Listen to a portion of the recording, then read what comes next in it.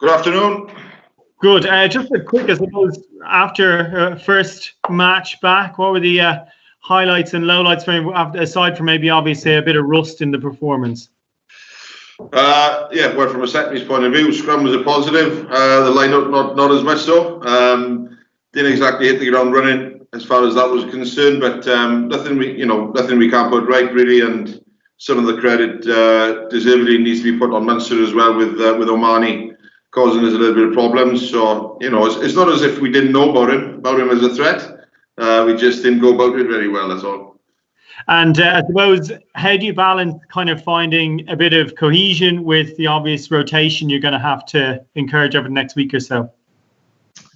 Yeah, I mean, we've been training well as a larger squad during this period, and it's been made clear to all the players really, because there are no other games currently taking place. The one place that they have to make an impression is in training. So that's increased the intensity during our sessions, the competitive nature of rugby players getting back to the swing of things. So yeah, listen, we know how big this next period is coming up, and it's going to take a squad effort to get us through it. So we've spoken about some of our values, things that we adhere to in order that everybody sees the bigger picture, and it's not all about individuals, when it comes to selection.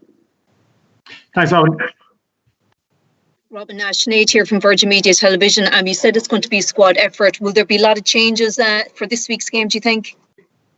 Yeah, that's to be decided. As you can imagine, there are a lot of things to weigh up. There's one train of thought to make some changes and keep them fresh. There's another train of thought with regards to, give them another run. Who's going to benefit from playing again, etc. So I think each individual is different case for positions, etc.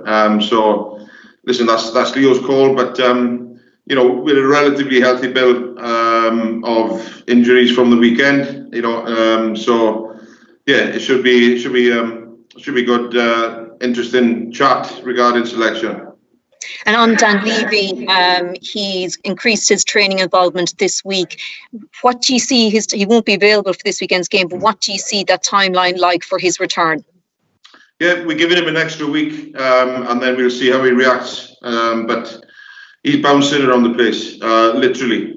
He's done so much rehab work, and he's that close to get back to playing. So get that match fitness or get that hardness into him. So he's that close now, and he's got a permanent smile on his face and really enjoying it. Don Swift here. What was the mood like in the sheds after the game with the players?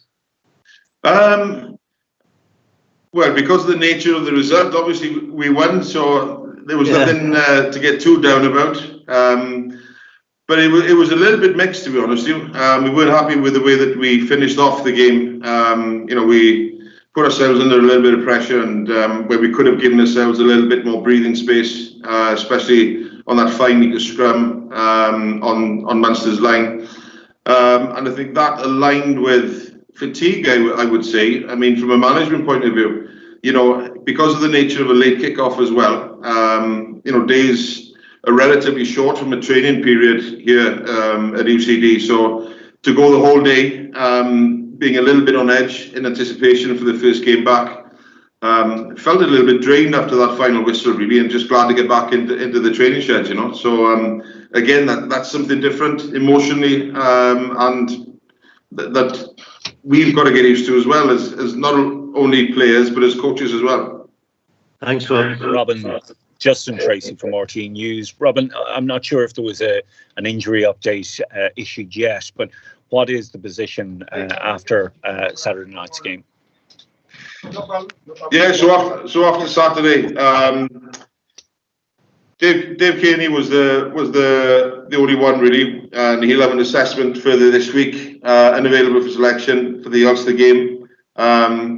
As far as Tyke Furlong, along with Rhys Ruddock, they were withdrawn on precautionary grounds, really. So they should be okay. And then, again, available for selection. And Cian Healy, Josh Van der Vliet and Johnny Sexton they were all withdrawn in the second half in that match against Munster, all with precautionary because of sort of minor injuries.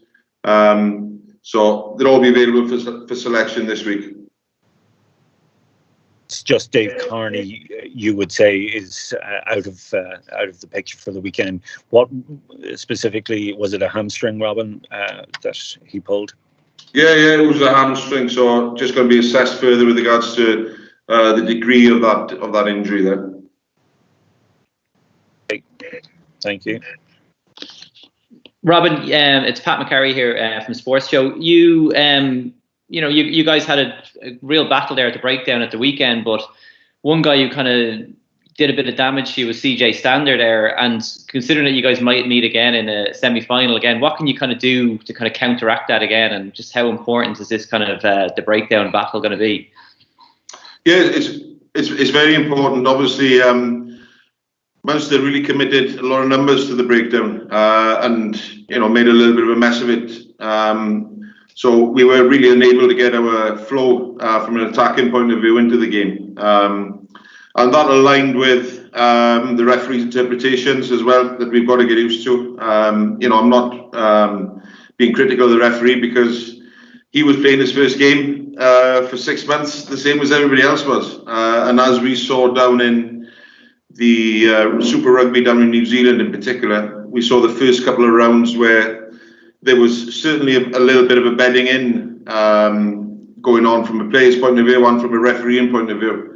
And because of those decisions being a little bit harsher in the opening rounds, following on from there, the remainder of the competition was played, at a very high level because they were pretty harsh early on in those opening rounds. So, there's going to be a little bit of a bedding down process, I suppose, and everybody understanding the referee's interpretations, etc.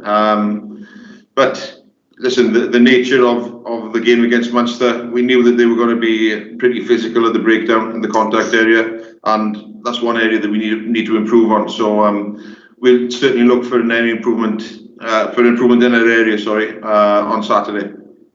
And then, just the other one for me would just be, I thought Josh van der Fleer was probably Leinster standout forwards. Always just seems to give it like 200% if possible. Like he's another great game from at the weekend, I thought. Yeah, definitely.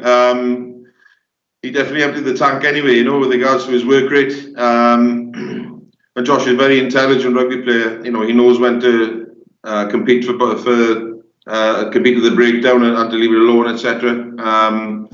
Chuff for Josh as well.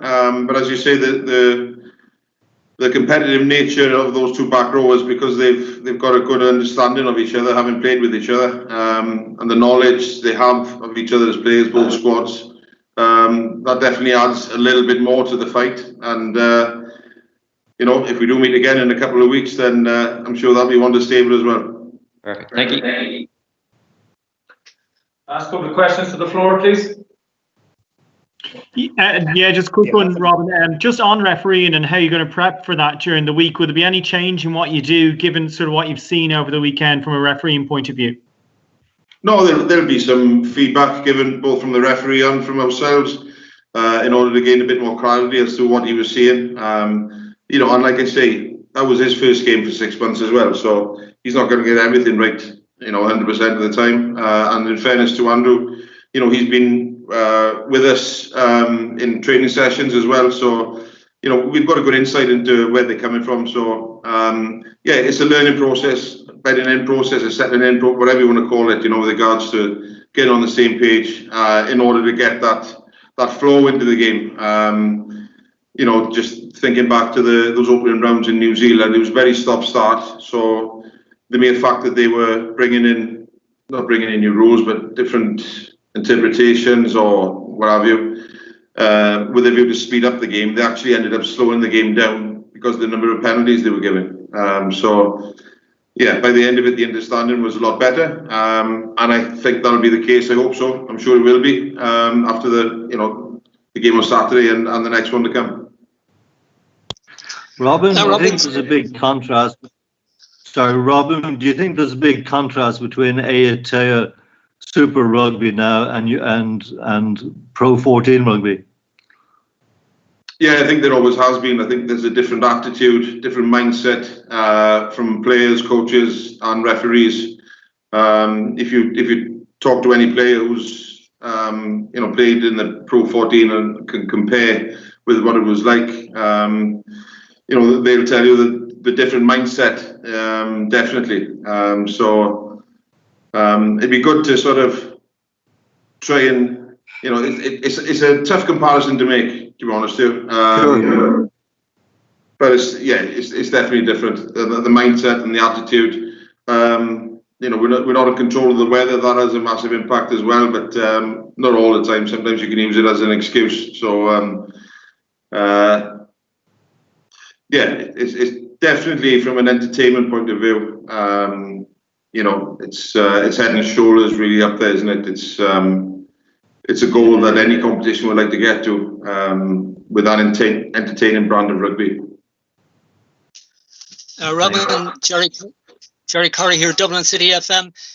How do you approach the game against Ulster at the weekend? From then on, you're into knockout rugby. So does that allow you to rest some of the key frontliners and maybe bring in some of the younger, maybe some of the academy guys?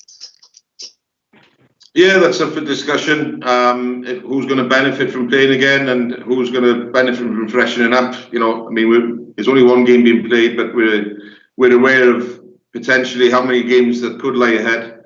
And we've got to also bear in mind what mindset Ulster are going to be in as well. They'll obviously be a little bit disappointed with the result yesterday. So they'll want to gain some momentum in their own sails, really, going into the semi-finals. And similarly, we've got to be mindful of that as well, that we've got to build on this momentum and take it into the semi-finals and this knockout rugby stage with us. So it'll be an interesting discussion regarding selection.